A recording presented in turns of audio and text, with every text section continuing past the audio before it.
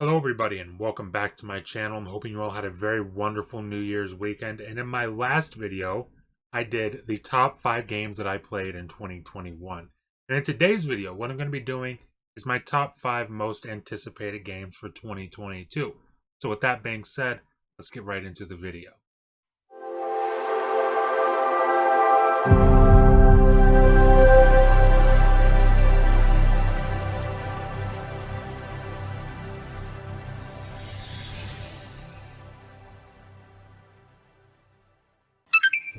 And just like my last video, I'm going to start with an honorable mention here, and that game is going to be Forspoken. This is a game that's been on my radar ever since it was revealed back around the time the PS5 was getting ready to launch, and the game was still called Project Athia at that time.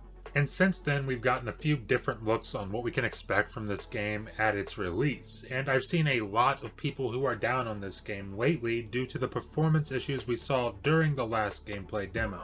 Now for me personally, I'm not too concerned by this, as this is a game that's aiming for a release date of May 24th, 2022, and maybe it's naive of me, but I'd like to think that if they've got most of the game hammered down by now, then I think a few more months of dev time to patch up the performance for launch seems pretty reasonable. Either way, I'm super hyped for this game. The movement in the game looks absolutely insane, and the combat seems to be a pretty great blend of ranged magic attacks to go along with close-up melee combat. And the icing on the cake for me is the fact that there are dragons in this game, and you can put dragons in just about any game and it'll make it at least 20% more interesting to me. And now with the honorable mention out of the way, we can get on to my top 5 list for my most anticipated games of 2022. And up first, at number 5, is Dying Light 2. Now, I don't know about you guys, but I really loved the original Dying Light. In fact, it's probably one of my most played games of last gen, with just over 16 days of game time logged on Xbox. It was a game that I had no expectations for other than I know my friend recommended it to me. And if we're being honest about it, it was a pretty typical cheesy zombie story. But its strength really was the gameplay. Using parkour to get from rooftop to rooftop or outmaneuver enemies on the ground was incredibly fun, and with all that we've heard and seen from Dying Light 2, Techland seems to be going for more of an RPG kind of game this time around, but aiming to keep those same things that made the first game so fun. I know they've talked a lot about player choice in this new game and how player choices affect not only the outcome of the game, but the world around the player during the game.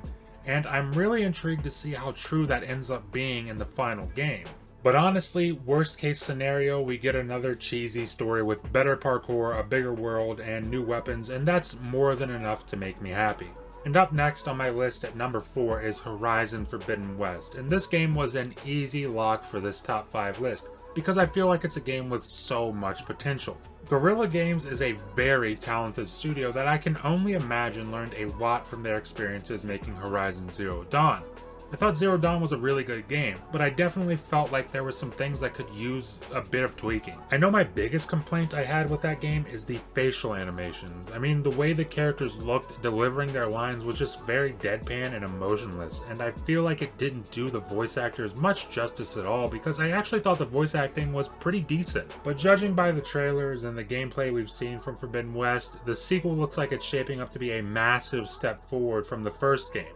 There's more variety of enemies, including a giant robot snake, which is basically just a nightmare for me. And it's cool to see them having a glider in this game, because if we remember back to 2017, it was stated multiple times that this was something that they wanted to do in the original game, but they felt like they were being held back by the PS4 hardware. So it's nice to see that they were able to get it running reliably on a PS4 this time around. And up next at number 3 is Redfall, and if you've been following my channel for a while now, you probably know that I am a very proud Arcane fanboy.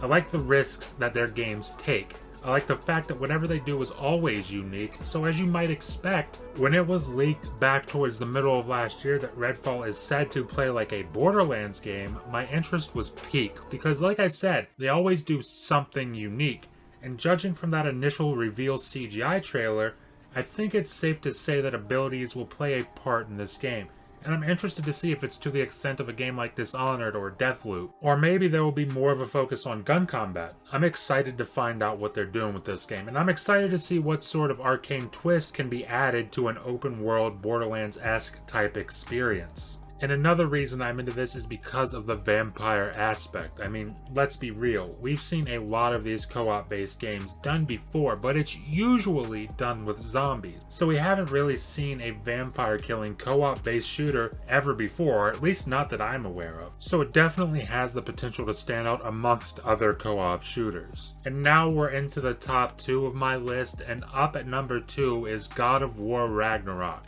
One thing that kind of shocked me is that there were a ton of people just like me whose first God of War game they ever played was the 2018 reboot.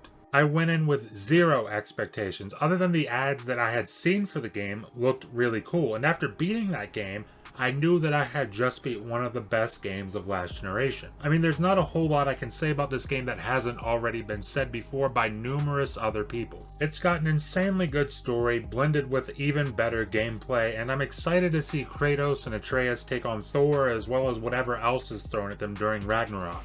And believe it or not, I'm excited to see Atreus again. I know I'm definitely in the minority on that. I mean, it seems like the running joke is that everyone hates Atreus after the first game because he's annoying.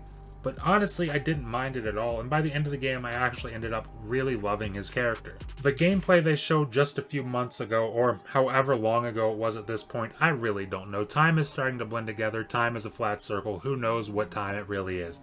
But the gameplay looked really good, and it definitely got me excited. And to top off my list, sitting up high at number 1 is Starfield. And naturally, this tops my list as my most anticipated game of 2022 for a few reasons. Reason number 1, it's a single-player Bethesda RPG. You can say what you want about Bethesda's venture into the world of multiplayer with Fallout 76, but when it comes to a single-player experience in a big open world with lots of decisions and different factions and conflicts, Bethesda is among the best in the industry when it comes to this kind of game.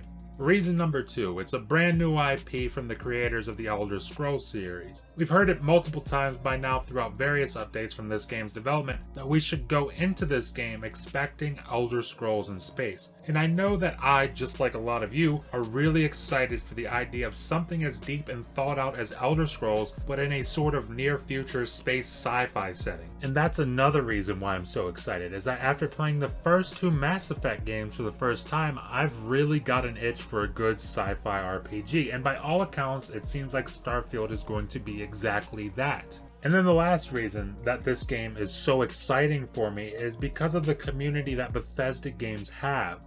I think the perfect example of this is the just recently re-released Skyrim, a game that just celebrated its 10th anniversary and is still thriving thanks to its community. There's constantly new content with new quest lines and weapons and armors and areas to explore thanks to a very healthy modding community. And now with mods becoming commonplace for Bethesda's RPGs on console, it opens up so many possibilities for console players to experience things they never could before. It's the kind of thing that extends a game's shelf life much longer than anyone would originally expect. And that's probably the most exciting part of this game for me.